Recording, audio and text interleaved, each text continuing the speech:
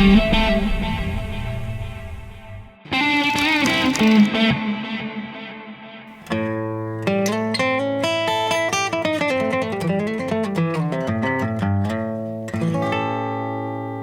now we're going to move on, and I'm going to start showing you and discussing all the essential theory that you're going to need to know, and I'm going to summarize this as quickly as possible to get you to the good stuff. But we do need to know a little bit about scales, and we do need to know a little bit about chords, obviously, to be able to play blues. So the first thing we're going to talk about is what's referred to as the chromatic scale. And in your book, you're going to be able to see all of this listed in there, which is going to help you out a lot. The first thing we need to do is talk about what is a chromatic scale and why do we have to learn it. Scales are the things, of course, that we use on the guitar to create solos with. Now, for most blues people, and we'll be doing the same thing, we use what's referred to as a pentatonic scale to do our soloing. The problem is if that's all the theory that we have a lot of times, we're missing out on, for instance, knowing what key we're supposed to be playing in and where it's at, or, if we talk about certain chords, where that's going to be on your fretboard and those sorts of things. So I'm going to summarize all of this, and I hope that you can dig real deep into this and make it make sense to you.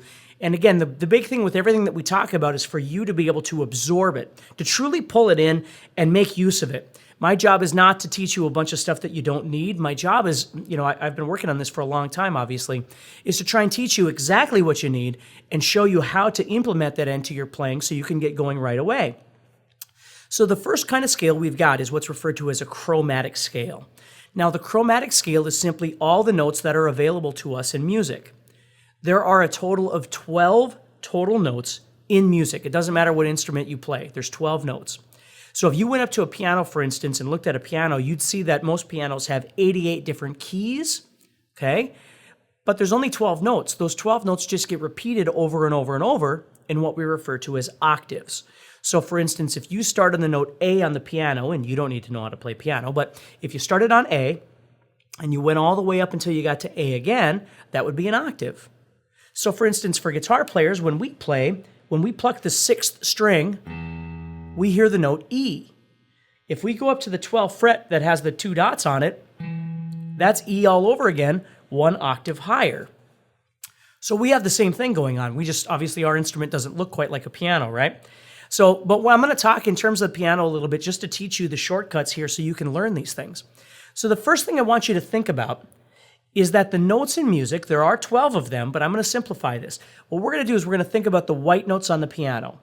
The white notes on the piano are A, B, C, D, E, F, and G. Okay? There's no H or I or J or Q in music. There's no such thing. It just goes A, B, C, D, E, F, G, and then it starts all over again, A, B, C, D, E, F, G, A, B, C, D, E, F, G, over and over and over. Okay? Now, if we count those, though, that's only 7 notes. So we're missing some notes. Those notes that we're missing are the black keys on the piano.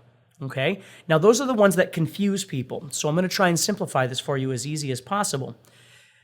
If we have a big white key and we name that key C, for instance, and right next to it, to the right of it, is a little black key, that key is referred to as C sharp. Now, sharp, we can think of the term sharp as being higher, and there's another term called flat, and we can think of flat as being lower. Okay? Now again, just stay with me and keep following this. I'm going to explain everything to you, okay? So if we have the note D on the piano, right next to that is a D sharp, which is higher. It's a little black key.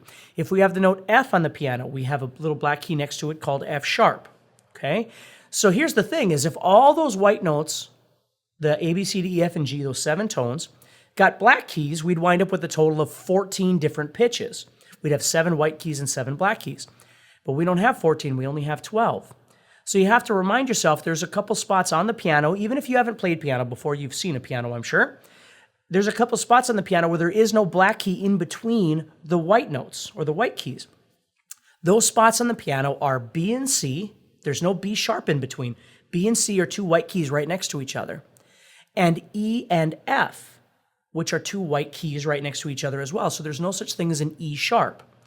So the shortcut I want you to remember, this is what I taught myself while I was in college trying to learn all of this stuff, but the shortcut is just think of it this way. B and E do not get sharps. There's no such thing as a B sharp, and there's no such thing as an E sharp. So if you remember the word B and E, just remember that word, okay? No sharps in between those 2 notes. So those two notes don't get sharps. That's why we have a total of 12 notes. Okay? So if we were to run through the notes really quick in our head, we'd have A sharp, B by itself, C sharp, D sharp, E by itself, F sharp, G sharp. And from there, those notes would just keep playing over and over and over in an octave over and over. You do an octave, another octave, depending on what your instrument is that you're playing. You know, some instruments have a lot of notes and some instruments don't have as many notes. Okay, so some instruments can't play as many octaves, where a piano, obviously, you can play quite a number of those, or a guitar, you can play quite a number of those.